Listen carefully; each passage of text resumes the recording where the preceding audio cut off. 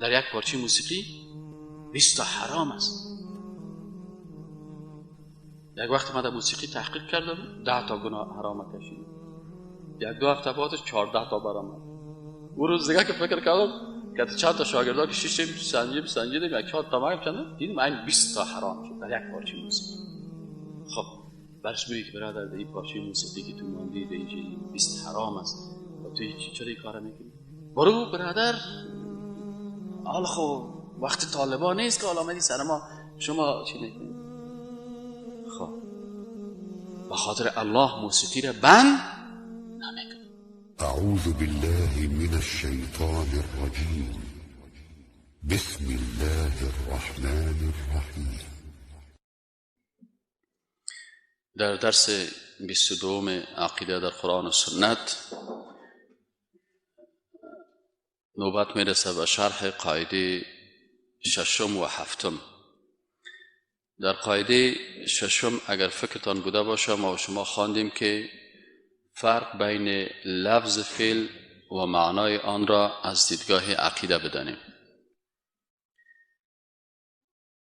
در این درس این نقطه مهم است که در افعال الله سبحانه و تعالی بعضی افعال هم به خالق نسبت داده شده و هم به مخلوق. مثلا فعل خلق کردن است. وقتی که ما شما آیات قرآن بخوانیم و احادیث رسول اکرم صلی الله علیه و سلم بخوانیم، ببینیم که کلمه خلق یا خلق کردن و امر کردن این هم به خالق نسبت شده و هم به مخلوق. مثلا در آیت شریف است که الا له الخلق والامر. الا آگاه باشید، له خاص بر الله هست، الخلق خلق کردن والامر امر کردن. و باز آیت شریف دیگه گفته که فتبارک الله احسن الخالقین، سوره مؤمنون آیت 14. در اینجا فتبارک الله، پس با برکت است الله، احسن الخالقین، بهترین خلق کنندگان.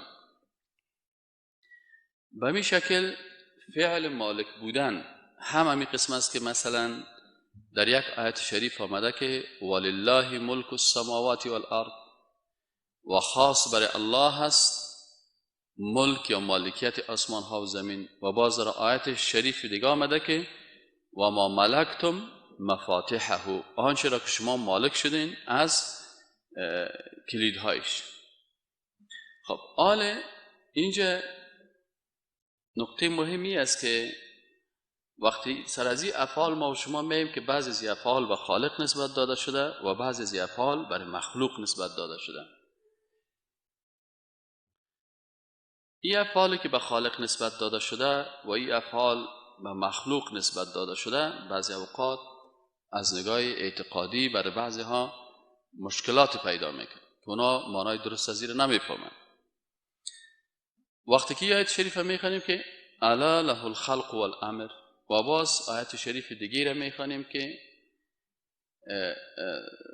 فتبارک الله احسن الخالقین گفته شده. خب در الا له الخلق والامر ایره چه قسم بفهمیم؟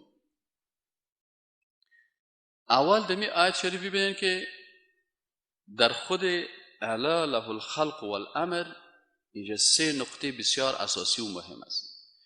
یک نقطه مهمش این است که کلمه الا استعمال شده. الا در زبان عربی وقتی که استعمال میشه این برای تنبیه و آگاهی است که یعنی او مردم وقتی که شما قرآن میخوانین و میخواین که عقیده تان مطابق قرآن و سنت عقیده تان درست بسازین، آگاه باشین به این نقطه.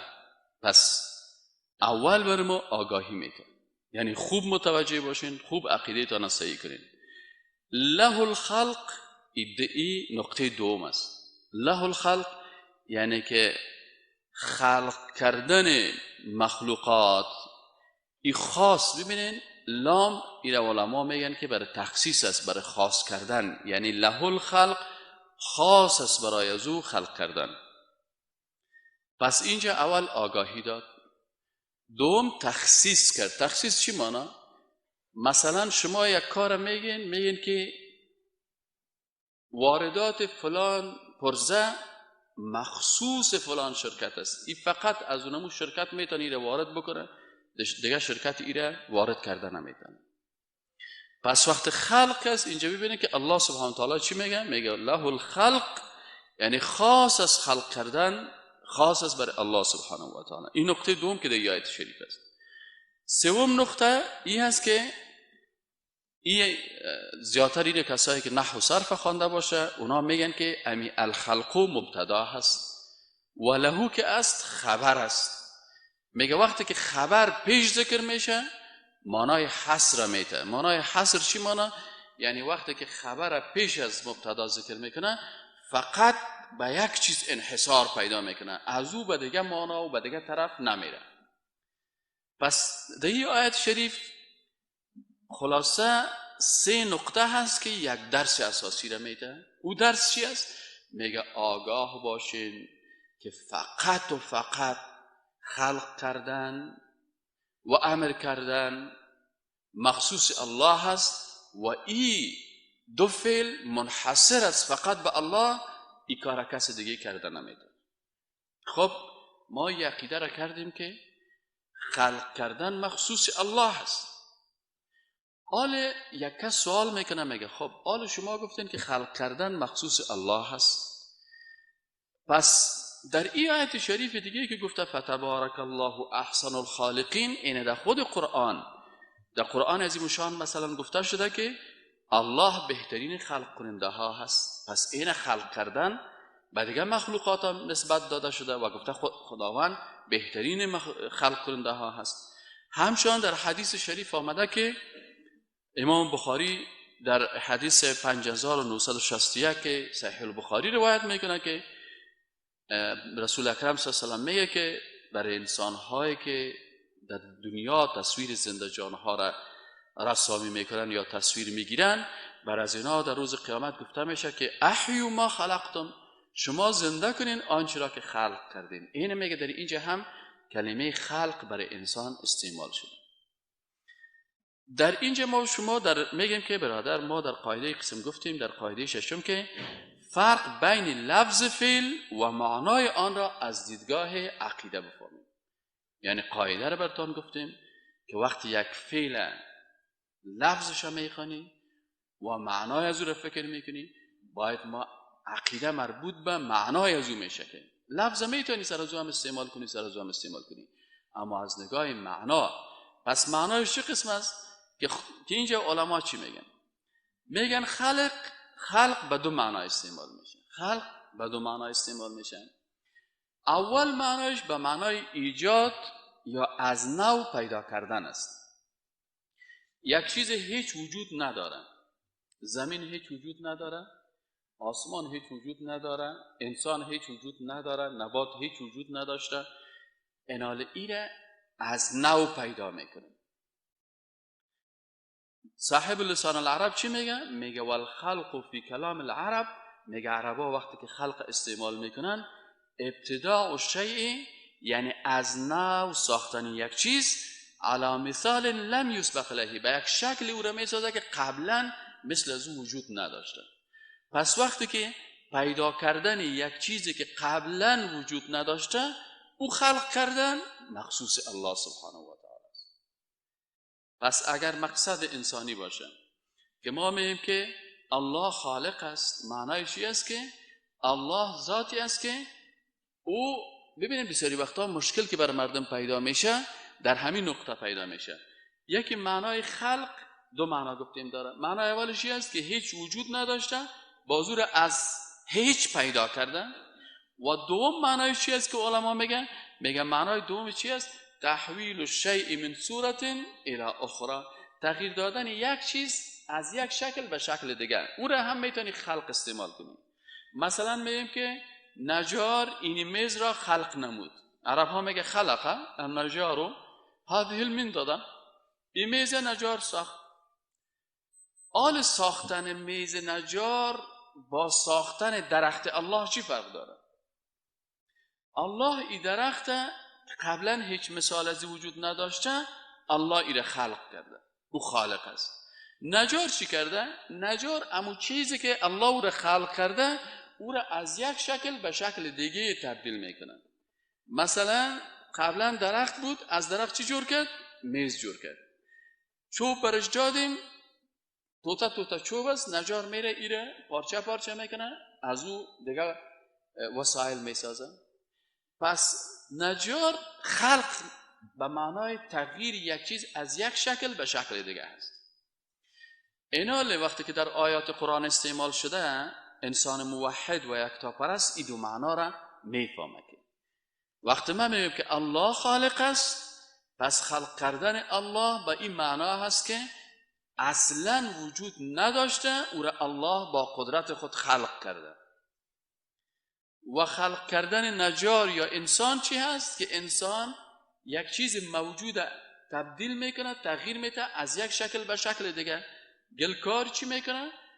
خشت خاک که تا آب گرد میکنه از او خشت میسازه. پس این از هیچ خشت نساخته، بلکه اونجا قبلا خاک وجود داشته و آب وجود داشته او را ساخته. یا ادیسن برق از هیچ پیدا نکرده، اونجا آب وجود داشته، در بین برق امکانات گرفتن، در آب امکانات گرفتن برق است، پس از آب برق گرفت. کسی که تیل اختراع کرده او از هیچ پیدا نکرده، به خاطر که تیل در زیر زمین وجود داره.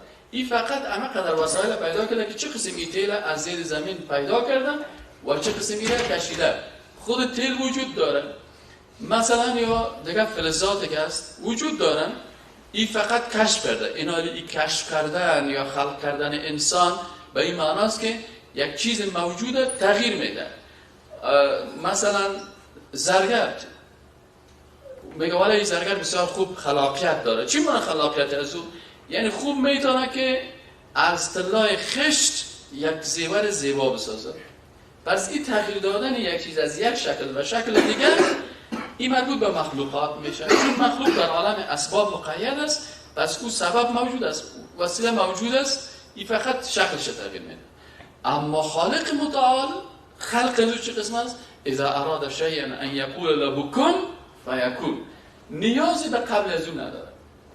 از این خاطر قدرت الله را در اینجا درک میکنیم. خلق کردن الله به معنای از نو ایجاد کردن یک چیز. واضح است انشاءالله، فهمیدین نه یعنی؟ پس کلمه خلق در قرآن هم برای انسان‌ها استعمال شده و هم برای خالق استعمال شده. در احادیث عینه منتها کسایی که عقیده توحید خواندن و میفهمن معنایش فرق میکنن که خلق کردن الله با معنای از نو پیدا کردن یک چیزی که صورتی از او قبلا وجود نداشته. مثلا هیچ انسانی وجود نداشت در روی دنیا، الله انسان خلق کرد. یا یک طفل از هیچ شکل ازی در دنیا وجود ندارد، الله سبحانه و تعالی ایره پیدا میکنه. اما خلق کردن انسان ها چی است؟ که او یک چیز موجودی که در جهان است ایره از یک شکل به شکل دیگه تبدیل میکنه. نجار از درخت که موجود است میز میسازه که شکلش فقط تبدیل. اما نجار اوتو نیست که همین میز از هیچ پیدا کرده باشه. اینی فرق است. یا زرگر از طلای خشت، از طلایی که مثلا از معدن آوردن او رو میگیره و در بین ماشین یا در هر چیزی که هست او رو باز به شکل زیور یا کره یا لاکت یا گوشواره یک چیز جور میکنه. پس خلق که به خالق نسبت میشه و خلق که به مخلوق نسبت میشه باید فرق شود. از این خاطر ما که گفتیم فعل خالق و مخلوق نسبت نمیتیم، اگر یک نفر پیش دکتر میره که دکتر صاحب بر ما دوا بده، یا همین طفل ما مریض است یا طفل ما مثلا مشکلاتی در رحم مادر است، از این خاطر این طفل پیدا نمیکنه، این در عالم اسباب است، این پچکاری و دوا و عملیاتی کار است. لکن مشکل وقت پیدا میشه که یک نفر پیش یک مخلوق میره و بر از اون میگه که در عالم اسباب نه، ما فوق اسباب که مربوط به الله میشه، میگه برای ما بچه بده. یک نفر پیش زیارت میره، مثلا برای از صاحب قبر میگه که برای ما بچه بده یا دختر بده. اینجا از نگاه معنا مشکل پیدا شد. چرا که اینمی کسی که تو پیش از او میری و برش میگی برای ما بچه و دختر بده، این مخلوق است، این نمیتونه که برای تو اولاد بده. وقتی که اون مخلوق نمیتونه برای تو اولاد بده، تو میری از پیش از او، این فعل خالق تقاضا میکنه. اینجا برای انسان در عقیده مشکل پیدا میشه. اما اگر در عالم اسباب یک نفر خانش اولاد نمیشه، میگه چرا اولاد نمیشه؟ دکتر میگه والا در رحم خانمت کدام مشکلی هست، دانه هست یا چیزی هست، میگه خلاص مشکل نیست، برش امی دوا را میده. اینال تداوی کردن ازی و از بین بردن اعراض و امراض یک طرف قضیه است. یکی است که پیش کس میری که برای ما اولاد پیدا، اصلا خالق اولاد نمیده، تو برای ما بگی اولاد نصیب بکن، یا خالق برای ما دختر در قسمتم کرده، تو بگی تغییر قضا و قدر الهی رو تغییر بده، این دختر بچه بساز. اینی مشکلات دیگه پیدا میشه که از نگاه اعتقادی هست. همچنان کلمه امر، وقتی که در قرآن میخوانیم که انما امره اذا اراد شیئا ان یقول له کن فیکون، پس کلمه امر که است، امر الله سبحانه و تعالی امی هست که وقتی امر میکنه 100% تنفیذ میشه، وسایل و اسباب باشه یا نباشه. گفت خلق شوه اذا اراد شیئا ان یقول له کن فیکون. ایناله اما کلمه امر برای انسان ها هم استعمال میشه. خیلی میگه اینجا انسان هم امر میکنه و خالق هم امر میکنه. پس فرق بین از چی است؟ میگیم که برادر عزیز، امر خالق با امر مخلوق در این نقطه از نگاه معنا فرق میکنه که امر خالقی است که اذا اراد شیئا ان یقول له کن، که برش بگوید کن شو فیکون میشه. اما امر مخلوق برعکس ازی هست. امر مخلوق چرا برعکس ازی است؟ امر مخلوق به خاطر ازی که احیانا مخلوق امر میکنه، امرش کس قبول نمیکنه، امر میکنه، امرش به هفته‌ها، ماه‌ها، سالها تأخیر میشه. پس او امر با این امر فرق میکنه. به این شکل فعل مالک بودن هستند. مثلا در قرآن عظیم الشان و در احادیث رسول الله صلی الله علیه و سلم کلمه مالک، ملک یعنی که مالک است، هم برای خالق نسبت داده شده، هم برای مخلوق نسبت داده شده. مثلا برای خالق چه قسم گفته؟ ولله ملک السماوات والارض، خاص به الله هست مالکیت آسمان ها و زمین. پس مالک آسمان ها و زمین فقط الله هست. اینجا در آیت قرآن ملک فقط برای الله سبحانه و تعالی بیان شده. اما در آیت دیگه قرآن میگه و ما ملکتم مفاتیحه، او چیزهایی را که شما مفتاح یا کلی های از را مالک شدین. پس انسان هم مالک است و خالق هم مالک است، لکن باز از نگاه عقیده مالکیت خالق با مالکیت انسان فرق میکند. مالکیت خالق عام است، مالکیت مخلوق خاص است. الله مالک کل چیز است، الله مالک همه اشیا است. مالک ما الله هست، مالک تو الله هست، مالک آسمان ها الله هست، مالک زمین الله هست. همین مالک در نزد ما و تو هست، اصلا مالکش الله هست. پس ملکیت الله عام است. اما مالک بودن مخلوق چی هست؟ مخلوق که است مالکیتش چی است؟ خاص است. تو فقط مالک اونمو پیسه که در جیبت هستی، اما مالک پیسه که در جیب من هست نیستی. تو مالک خانه‌ت هستی، مالک کل شهر نیستی. تو مثلا مالک اونمون بکس که داری یا مالک لباست هستی. از این خاطر اون مالکیت عام است، اون مالکیت عام است و این مالکیت چی است؟ خاص است. پس مالکیت الله عام است و مالکیت مخلوق چی است؟ خاص است. پس اینال باید این معنا را انسان مسلمان موحد و یکتاپرست این باید بفهمه. از این خاطر وقتی که ما فهمیدیم که ملکیت الله عام است و در حقیقت مالک هر چیز الله است، اما آنچه که پیش ما هست مثل یک امانت است. امروز پول است، مثلا 1000 افغانی صبح در جیب تو هست، مالکش هستیم. چند دقیقه بعد مالکش یا کس دیگه هست، پیش دکاندار میبرید 200 روپیه سودا میخری، ازاری به جیب ازورد.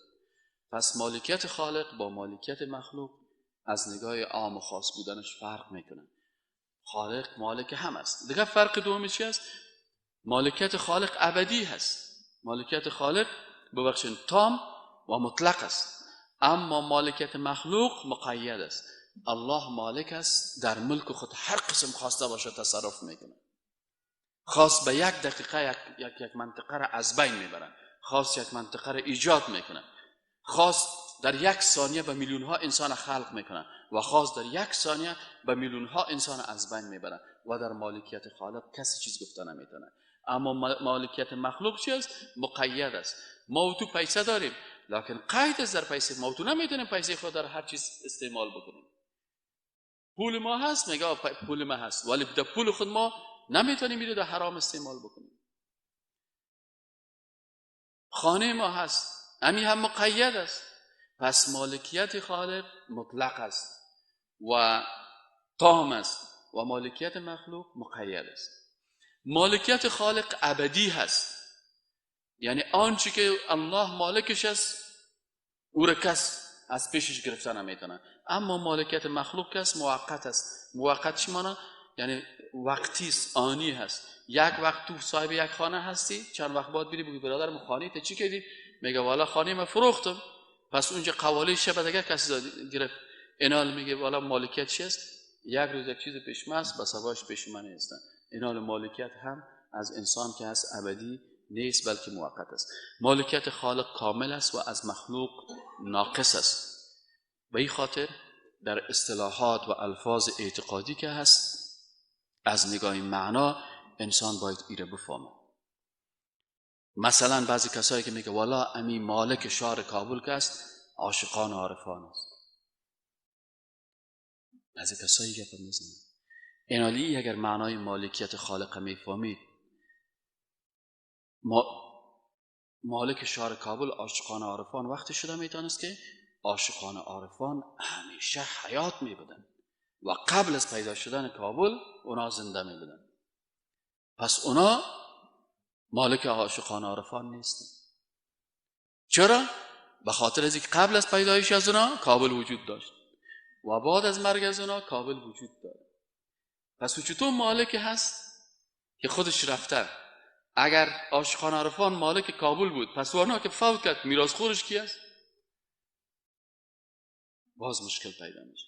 اینالی این کلمات و اینی چیزا رو بعضی اوقات بعضی کسایی که مشکل اعتقادی پیدا میکنن مشکلشانی است که مسائل اعتقادی را به شکل احساساتی بدون تحقیق، بدون از اینکه قرآن چی میگه، بدون از اینکه معنای از این کلمه چی هست، مثلا این کلمه معنایش رسول اکرم صلی الله علیه و آله چه قسم تشریح کرده و صحابه کرام چه قسم فهمیدن، بدون از اون احساساتی ما ولی قسم میگیم و اینجا مشکل پیدا میشه. اما مشکل اساسی نمیاد که همیشه ما بر شما گفتیم که مردم افغانستان وقت ندارن بیچارا که در درس عقیده اشتراک بکنن. در ستاره افغان که بری بسته تالار پر است. اگر یک مسابقه لفظی قرآن باشه، مثلا اگر میل به این مسجد ما و شما یک مسابقه بریم و بگویم که در مسجد عثمان ابن عفان رضی الله عنه در نوابات دیکیپک پالوی تانک تیل بسیر سالنگی صحیح نه؟ اگر ایره برشان بگویم که بیادر در سرک بادامباغ در مسجد حضرت عثمان در منطقه نوابات دیکیپک پالوی تانک تیل بسیر سالنگی این مسجد است و در این مسجد یک مسابقه حسن تلاوت است، شیرین زبانی. با یه صاحب سعی کنید که بعضی قاری صاحب‌ها صاحب از کل دنیا صاحب دویده ما که بریم صاحب نام ما رو در لیست بگیریم و دیگرایی که هستن صاحب هر کسی که 4 آیت خوب صدای خوب اجرا اینجا اگر جایزه است برش بگیم که والا اگر کسی یک سوره را یاد داشته باشه مسابقه هست برش یک 500 یا 1000 روپیه برش جایزه است. ببینید شاید این منطقه رکعت منطقه نفر بگیره که والا مسابقه است و بیا بریم در این مسابقه ببینیم چی گپ است. نان چاشت هم داره خوب 7 قسم غذا پخته شده و چند نفر تجاری را تمویل میکنن. اگر یک دو سه دفعه مرتبه اعلان بکنی ببینی که صاحب این منطقه کت منطقه یک بلز جای هم نمیمونه. چرا؟ اونا برای زیاد ارزش قائل هست. اما برای چیزی که رسول اکرم صلی الله علیه و 13 سال وقت خدا داد و 13 سال در مکه مکرمه و مدینه منوره، نبی اکرم صلی الله علیه و سلم در 13 سال در مکه مکرمه فقط رسول اکرم صلی الله علیه و سلم معنای لا اله الا الله را بر مردم بیان میکرد، صفات الله را بیان میکرد، افعال الله را برشان بیان میکرد، آیاتی که درباره قدرت الله هست این را بیان میکرد تا که مردم این عقیده را بفهمند. 60 سال 70 سال از عمرش تیر شده، اگر برش بویی که برادر ببخشی این خلق کردن در قرآن هم به خالق نسبت داده شده هم به مخلوق نسبت داده شده، تو به نحیث مسلمان بین از دو خلق چی فرق میکنی؟ جواب گفتن نمیتونه. چرا؟ چرا برای چیزی که وقت ندادی، ارزش ندادی، وقت ندادی، اون رو نمیفهمی. و همین قسم است که بسیاری کسان اما تو مفت در دوزخ میره، در شرک مبتلا میشه. چرا نبی اکرم صلی چی میگه که شرک مثل دبیب نمل است. دبیب نمل چی معنی؟ یعنی مرچک‌های بسیار خرد است. اگر حالا ما و شما اصطلاح بگیم والا امی شرک است، مثل امی باکتریاهای یک حجروی وارست. باکتریای یک حجروی تو خبرم نداری که میکروسکوپ هم نمیفهمی و داخل وجود تو میشه و یک نفر مبتلا میشه و امیال بسیاری کسا را ببینی. من متاسفانه نمی روزا یک کتاب نوشته میکنم سر از این کتابای چیزا را جمع کردم، همین تعویضگرا و فالبینا را که کتابا را نوشته میکنم. باور بکنید در این کتاب من چیزهایی را یافتم که خوب آدمی که مولوی است، عالم است، خوب لنگی سفید در سرش، از چندین پشتی عالم است. یعنی پدرش هم مولوی بوده، پدر کلانش هم مولوی بوده، پدر کلانش هم مولوی بوده، و دیگه‌ش هم مولوی بوده، چندین طرفه عالم بوده، لکن از کتاب تمتم هندی تعویض نوشته میکنه. وقتی کتاب تمتم هندی را باز کردیم که در کتاب تمتم هندی چندین کفر است، در هر صفحهش کفر است، تصاویر هست. سبحان الله که مردم وقتی که مردم میگم او برادر میگن درس عقیده بخوان، میگه والا صاحب ما از پدر مسلمان هستیم. اینا لسه که از پدر مسلمان، از پدر مشرک مبرایه یا نمیبرایه. اینا باسه که وقتی که از این کتاب کس تعویض نوشته کنه، سبحان الله که از این کس تعویض نوشته کنه، فصل تعویض به طریقه غیر مشروع از این صاحب تعویض نوشته میکنه. یک وقت خدا ما را ببخشه ما هم نوشته میکنیم، سر ما هم نوشته میکنن اینا صاحب. یعنی یک کتاب از به نام تمتم، گلزار تعویضات، تعویض نقش سلیمانی، تمتم هندی، دمی لبای سرک هم که ببینین همین کتابا پیش روشون ماندگی. حالا سعی کنین این کتابا پیش روی ماندگی هستی. نوشته از طلسمات تمتم هندی و دوالیس اسکندرانی و چطورکایی و چنانکایی خویاخ هست. اینی باز تصاویر کی هستن؟ صحیح نه؟ دمی سر سینه از چی نوشته است؟ نوشته است به حق ابو مره ابلیس. صحیح؟ این رسای باز این نفر به نام شخصیت بزرگوار اینمی عکس در روی تعویض نوشته میکنن یا پیشوندو زنها میرن امی عکس برشان نوشته میکنن. بازی رسای میره بر مردم میگه بگیری در گردن تعویضان کن. در گردنش چی اویزان است؟ به حق کی؟ ابو مره ابلیس. دیگه چی نوشته است؟ و زهره سیدوک. و دیگه چی نوشته است؟ رسد رسول و به حق ربعه و زوباد و به حق چطورکایی.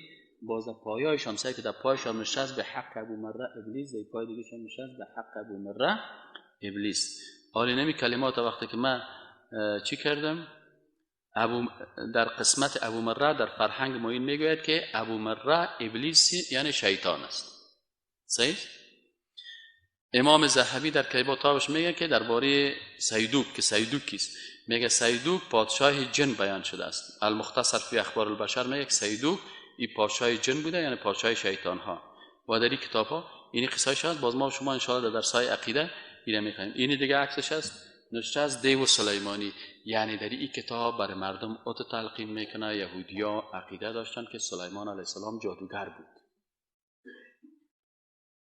یهودیا میگفتن سلیمان علیه السلام چی بود؟ جادوگر بود. این کفر است. و ما شما چی عقیده داریم؟ ما عقیده داریم که جادو کفر است.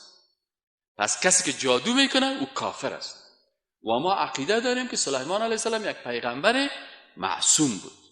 این حال کسی که تعویض میده و در سر تعویضش نوشته است که دیو سلیمانی، یعنی دیوهای سلیمان علیه السلام خودش جادوگر بود، این دیوها و شیطانها داشت. حال امی کسی که از این کتاب استفاده میکنه این موحد است یا مشرک و کافر و مرتد؟ خب وقتی که تعویضگر مشرک و کافر و مرتد شد، کسی که از یک کافر و مرتد تعویض میگیره و در گردن خود میپته، او رو تایید کرد نکرد؟ کسی که کافر رو تایید میکنه او چی میشه؟ سری وقتا اینا تحقیق که ما براتون میگم برادرای عزیز، احساساتی کار نکنین، بخوانین کتاب، داخل کتاب باز کنین. هر کس رفته پیش از این تعویضگر شیشتن آلسه که در سر از این نشست دیو سلیمانی در بین ازیا شما سر کنین، در بین اینمی چیزای ازیا اون چیزای نوشته هست که ایش خوانده نمیشه و علما میگن که وقتی که تعویضی که کلماتش خوانده نشه کلمات کفری هست، اکثر نامهای شیطانی هست، مثلا سلسالوت و مثل همها و همهو و مثل جهتقها چطور است و چنان است. اینی تصویرهایی هست که در این جنده داخته. این دیگه باز بلقیس است، خانم حضرت سلیمان علیه السلام، که در آیت قرآن که او درباره گفته که قالت رب اینی ظلمت نفسی و اسلمت مع سلیمان لله رب العالمین، مسلمان شدن، ولی عکس زیر یک قسم آوردن و دیگه صاحب این عکس شیر و مچم شطورکایی هست و مشکل دیگه اینه. باز اینی جدولش سعی کنه، این از روی ازی بسیاری تعویض نویسا باز اینی جدول میکشن. در این جدول شما خوب سعی کنید در سرش چی نشست؟ 100 نام شیطانی. لینای این اصلا از اردوی رو ترجمه کردن. خب این کداموندو جور کرده، بازنشته کرده لینای حب شدید. میگه اگر میخوایی که کت زن کت مرد خوبه تو در محبت برد، یعنی تعویضایی که برای نشته میکنه که یک دختر عاشقش هستن برای یک تعویض محبت بده، اینی جدول تعویض محبتشان است که مثلا شوهر کت خانم یا مرد کت زن و زن کت مرد. اینا اینی 100 نام شیطان است، ابلیس و تیقور و دوفا و مچم لپوش و تیهاهو و لاقیتور و سیاقور و الملوش و لهوش و تیقور. این است. اینا کسایی که تعویض محبت میگیرن یا پیش اون میرن و یا پیش از تعویضگرای شیطان صفتی که از الله نمیترسن، این فالبینا و جادوگرا میرن. اینا آلو بیرقشون معلوم داره، از کتابشون در تمتم هندی برو در پشت مسجد پلخشتی بگید تمتم هندی داری، میگه چند پس 50 روپیه بده تو یک دانه، ایده بگی خودت حداقل بخور. بابانه در ورق صفحه 156 در صفحه 156 نشته کرده که این 100 نام شیطانی، یعنی فقط کمک از چی است؟ از شیطان است و نه کل چیزایی است. اینی است مشکل مردم ما و شما بیچاره که در عقیده. چرا در عقیده کافر میشن؟ درس عقیده را نمیخوانه و میره پیش اندو تعویض میگیره، میره پیش فالبین تعویض میگیره. خب قاعده هفتمه که ما و شما خوانده بودیم این بود که بدانیم که چگونه امتهای قبلی در ربوبیت خالق منحرف شد. قاعده هفتمی بود که ما و شما بفهمیم که امتهای قبلی در ربوبیت خالق چه قسم منحرف شدن. ایناله در ربوبیت خالق امی افعال الله سبحانه و تعالی در قرآن عظیم الشان و در احادیث رسول الله صلی الله علیه وسلم و در کتاب‌های سیرت برای ما مفصلاً بیان شده که یهود به این خاطر کافر شد، نصرانی ها به این خاطر کافر شد، پیروای ابراهیم و اسماعیل علیه السلام که قریشی ها بودن به این خاطر اینا مشرک شد. پس کل ازی بیان شده. چرا بیان شده؟ به خاطر ازی که تا وقتی که انسان میکروب نشناسه، ویروس نشناسه، آنتی ویروس در مقابل از او استعمال نمیکنه. حالا شما برین پیش یک نفری که نمیفهمه بگو در دست من اینی دانه هست، در دست یک کسی یک چند تا دانه برآمده، پیش یک کسی که نمیفهمه ببری دستش قسمی میگیره میگه او ولد دست تو دانه است، به نظر من پیش برو فلانی چیزی بگی. اما وقتی که پیش یک دکتر متخصص میری، دکتر متخصص که برش بگی صاحب دکتر صاحب این دست من و او خودش متخصص امراض جلدی است، برش بگی دکتر صاحب دست من اینی چی است، او که دکتر صحیح باشه اینقدر بسکشوار در این دستای خود بسته و پرسانش که چی شده دستت کردی؟ برادر این دانه که دست تو برآمده این میکروبی هست، این ساری هست، این دانه دستای ما مبره خیمونو نفر خود دست خود دستای مرا گرفت و تا بالا کرد. میگم خب بیعقل است، او خود نمیفهمه، این نمیشناسه، این دانه‌ها بسیار خطرناک. بازی دکتر صاحب هم دستکش استفاده میکنن و این دستکش هایش هم 12 است. دستکش های آیدی نیست که رفته باشه از پول باغبونی از دکان خریده باشه آورده باشن. دستکش های تعقیم شده هست تا مبادا که اینمی نفر با مرض چیز نشه به دست ازی سرایت نکنه. اینمی قواعد تعقیم شده از طرف الله و از طرف رسول اکرم صلی الله علیه و در عقیده بر ما و شما در قرآن اسمشان بیان شده، یکی و در احادیث رسول الله صلی الله علیه و بیان شده و در کتابای سیرت بیان شده و علمای که کتابای خدا از قرآن و سنت گرفتن. یگان تا است که رفتن سر از عقل و از جبریه و قدریه و معتزله و خوارج و ماشین فلان و فلان کتزوا کار نداریم. کسایی که از قرآن کریم و سنت رسول الله عقیده خدا گرفتن این همیشه بر ما بیان کردن و گفته که مثلا چرا امتهای قبلی کافر شدن، یکی بر ما گفتن. یک تعداد بودن آیت قرآن چی میگه؟ میگه که بعضی ها گفتن که سایب و هم قالوا ما هی الا حیاتنا الدنیا نموت و نحیا. گفتن اینمی زندگی ما فقط چی هستن؟ حیات دنیای ما، اینمی زندگی نموت و نحیا و ما یهلکنا الا الدهر. میگه ما زنده میشیم میموریم، اینمی طبیعت ما را خلق میکنه. پس اینال اینجا قرآن از ایشان میگه کسایی که نسبت خلق به طبیعت میتن که والا طبیعت خلق میکنه و والا سیستم ساینسی نمی قسم ما را پیدا میکنه و پس این از به حساب کیمیایی میریم و فیزیکی پیدا میشه چطور میشه. اینی کلماتا که میگفتن اینی سبب گمراهی و کفر از اینا شد. بعضی کسای دیگر میگه که اینا چرا کافر شدن و مرتد شدن؟ میگه یا قدرت الله سبحانه و تعالی را به زنده کردن و میراندن، مثل که برای ابراهیم علیه السلام وقتی که پیش نمرود رفت گفت که پروردگارت کی است؟ گفت پروردگار من کسی است که زنده میکنه و میمیرانه. نمرود گفت که من هم زنده میکنم و میمیرانم. گفت نشان بتون برای ابراهیم علیه السلام. گفت اینه من برات نشان میتم. چه قسم نشان میتی؟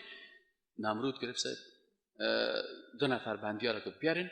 2 نفر بندی را که آوردن، یک بندی را گرفت امر کرد گفت ببرین بکشید. گفت اینه ایره کشت. دیگه ش گفت اینه یام خود در جمله مردا بودی را من میتونم. ایره گفتم نه زنده باشه.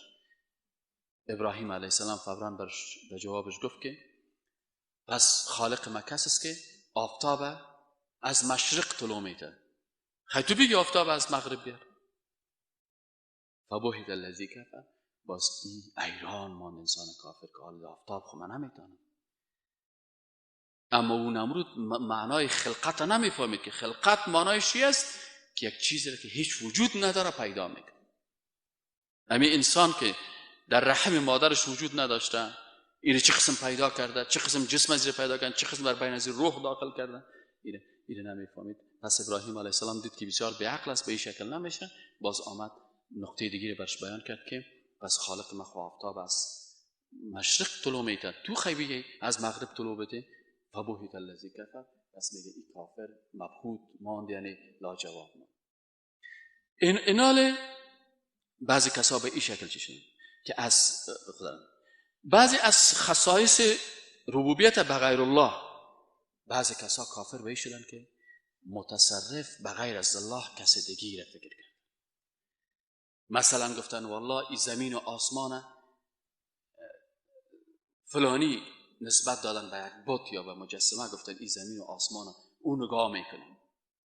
این انسان ها را در روی زمین، یعنی تعویض پرستا، بعضی ستاره پرستا که زیادتر در تعویضای خود از ستاره ها یا استفاده میکنن، از ابجد استفاده میکنن، یا میگن که ستاره ها هستن که اونا قدرت بزرگ دارن در زمین و انسان ها را خلق میکنن یا از بین میبرن. پس اینا کافر شدن و از عقیده اسلامی منحرف شدن. ستاره پرستا بعضی کسایی بودن که متصرف، که این دنیا را کی تصرف میکنه، کی روز میره، کی شب میره، کی تغییر میره، کی چی دنه، اینا مخلوقات میره. حالا بسیاری کسا را سائل کنی کفتر شاید شمشیر را متصرف فکر میکنه، میگی کفتر وش کن نکشی که میکشه، داری دست نزنی که همین دست زدی خانواده تا تباه میکنه، کلتان از بین میره. یعنی کفتر مالک متصرف است. در یک جای صاحب رفتیم ماهی خوب در زیر مسجد، اونجا یک جای است مایا عوض پرست میگیم تو از مایا یک دو دانه پخته کن، الله این مایای پیر سایر است. این غرض نگیری که میکشید. یعنی کشنده ما زندگی بعد از این 4 تا ماهی است. گفتم بیار منو بکشن. نه صاحب تو مهمان هستی، ما را می قریم ما را دغم میپرتی، همین قریم رو تکت تکه میکنی، نکو گمش کن. شما خب وهابیستین، با ماهی عقیده ندارین، با کفتر عقیده ندارین. یک تعداد مردم ها که وهابی نیست در هندوستان و موش هم پرستش میکنن. دیگه شما موش هم اگوار به موش پرستی نکو، باز میگی وهابی ها موش پرستی رو خوش ندارن، وهابی ها کفتر پرستی رو خوش ندارن، وهابی ها به کفتر احترام ندارن، به ماهی احترام ندارن. این است خلاص. اونای خوب کلمه لوکس پیدا کردن که هر جای که استعمال کردن. یعنی کسی که وهابی نیست او چی کنه؟ مالک متصرف کی رو بسازه؟ کفتر رو بسازه. مالک متصرف کی رو بسازه؟ ماهی رو بسازه. مالک متصرف مثل اون دو یک فرقه در هندوستان بود، تصویرای رو برام آورده بودن که موش‌ها را پرستش میکنن. او مالک متصرف است. یا یک دانه بت سر یک شیر شاندن، بازور می‌نویسه شیر و والی است. این چی است؟ این صاحب انسان را نگاه میکنه. مالک متصرف او هست. اوست که ما را نگاه میکنه، اولاد ما را. بعضیا میگن مالک متصرف اینمی اولاد ما، اینمی مورگک است که ما سر باربندش کشال میکنیم. اگه این موره نباشه اشتوک ما از بین میره. گفتم خیلی وادی که این مورگکی رو نگاه میکنه یا چوبکی که سر باربند چیزن که وقتی که اشتوک در بطن مادرش بود خیلی نیم خشتی در سر شکم مادرش هم کشال میکردی که اونو گاش میکرد در بطن مادر که دانش ما شیرام نبود و غذا هم نبود. اونجا چه قسم الله او رو تغذیه میکرد و نگاه کرد در حالات سخت. اونجا الله نگاهش میکرد. حالا که تولد شد، حالا که اونجا پستانای مادرش پر از شیر مادر الله برش کردن، حالا که اکسیژن وجود داره نرمال تنفس میکنه. اونجا در بین مادر چی وضعیت است؟ در بین یک جای هست، در بین یک مکانی هست که اگه اون شما در یگان وقت پیش می دکترها رفتین، همین معاینات تلویزیونی شما سعی کنید که می طفل در بطن مادر در چی یک حالت قرار داره. در اونجا الله سبحانه و تعالی او را حفظ میکنه و او اول مثلا مثل یک مخلوقه که بسیار خرد و ذره می باشه، بالاخره او به مراحل مختلف انتقال پیدا میکنه. اونجا الله مالک متصرفش است. باز که آل پیدا شد، آل که تو جرم شدی در شانهت یک دانه چوب آوردی، صاحب خشت رفتی پیدا کردی یا چوب پیدا کردی، یک درخت کنجش قیچی کردی یا قلوخ پیدا کردی و او را آوردی اینجا کشال کردی، چی است؟ این مرا حفظ میکنه. همین انگلیسی ها بسیار خوب گپ میزنه، میگه use your mind میگه عقلت در کار پرتو. از این خاطر وقتی که یک انگلیسی که عقل خود در کار میپرتن، وقتی که قرآن میخوانه زود مسلمان میشه. قناعت دادن یک امریکایی بسیار ساده است. وقتی کتش کشیدیم برش گفتیم که الله ذات است که خلق کننده آسمان از زمین است، ای است باور کو قلم گرفته تو نشته کنه میره چی میکنی زود نشته میکنه میگه ولی باور من بسیار گپایی است که واقعا در عقل ما کار میکنه. از این خاطر با هزارها نفر دانشمندای بزرگ پروفسورهای بزرگ مسلمان شد. اما یک انسان بی عقل و جاهل اون دو پرسته که پیش اون دو میره تعویض میگیرن و از کتاب تمتم هندی به نام ابلیس برش تعویض نوشته میکنن و تمام روز مالک متصرف خود مخلوقات قرار میدن. به کفتری سجده میکنه، به بودنهی سجده میکنه، به مرغی سجده میکنه، به ماری سجده میکنه. عقل از کجا شد؟ سبحان الله. بسیاری کسان به خاطر که مالک متصرف خود چیزهای بسیار ضعیف را گرفت، پیش مار سجده میکنه، پیش فیل سجده میکنه، پیش یک حیوان که دید بر از او سجده میکنه، به درخت سجده میکنه. چرا سجده میکنه؟ به خاطر میگه اینمی هست برای من زندگی و مرگ میده، اینمی در زندگی من تصرف میره. از این خاطر مسئله مالک متصرف بسیار مهم است در عقیده. بسیاری کسان نمیفهمن چه قسم متصرف است. سعی کنین آسان من مثال بدم. اکثر نمیدری وراست خدایا را هدایت کنه. در موتر طرف شمالی سوار شده یگان تاکسی یگان موتر دریور بگو دریور سعی خوب خواندن مانده شانگکایش هم شورک میخوره کلاگکش هم سعی کوریشکش هم یک مامش شانه نکرده قرمه بوی میتن سعی خواندن مانده برش بگو که دریور به خاطر الله موسیقی حرام است. در یک پارچه موسیقی 20 تا گناه است. در یک پارچه موسیقی 20 تا حرام است. یک وقت من در موسیقی تحقیق کردم، 10 تا گناه حرام کشیدم. یک دو هفته بعدش 14 تا برآمد. اون روز دیگه که فکر کردم که چند تا شاگردا که شیشیم سنجیدیم، یک 4 تا ما چند دیدیم این 20 تا حرام شد در یک پارچه موسیقی. خب برش بگی که برادر در این پارچه موسیقی که تو ماندی در اینجا این 20 حرام است و تو چرا این کارا میکنی؟ برو برادر، حال خب وقت طالبان نیست که حالا آمدی سر ما شما چی میکنید؟ خب به خاطر الله موسیقی را بند نمیکنه. اما سیف و عقیده مالک متصرف بودن زیارتی که در راه شمالی است، دمی پیش زیارت که رسید تک گل میکنه. خلیفه جان بان که نو مارش برداشته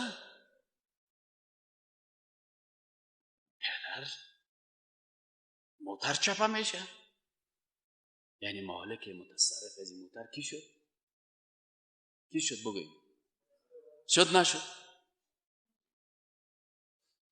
یعنی اگر موسیقی را بانه الله موترش چپه نمیکنه. با او به احترامی کرد موترش چپه نمیشه. اما اگر بر ازمی زیارت که دمی لب سرک است، بر از اینجا سازش چالان بود، باز این موترش چپه میکنه، این نفقیش خراب میکنه. یعنی او بیچاره دریور نمیفهمه. او بیچاره دریور نمیفهمه. چرا؟ به خاطر که دریور بیچاره وقت پیدا نکرده که CD ها یا کست های عقیده را بشنوه. اگر یک مرتبه اینمی درس برش گفته شود، من مطمئن هستم که کارا نمیکنه. لیکن او بیچاره نمیفهمه. چرا؟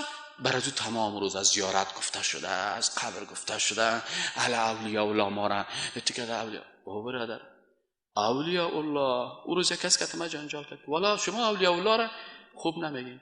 ما گفتم برادر عزیز، هر کس که اولیاء الله را بد میگه کافر است. ما به می عقیده هستم. هر کسی که اولیاء الله را بد میگه کافر است. چرا کافر است؟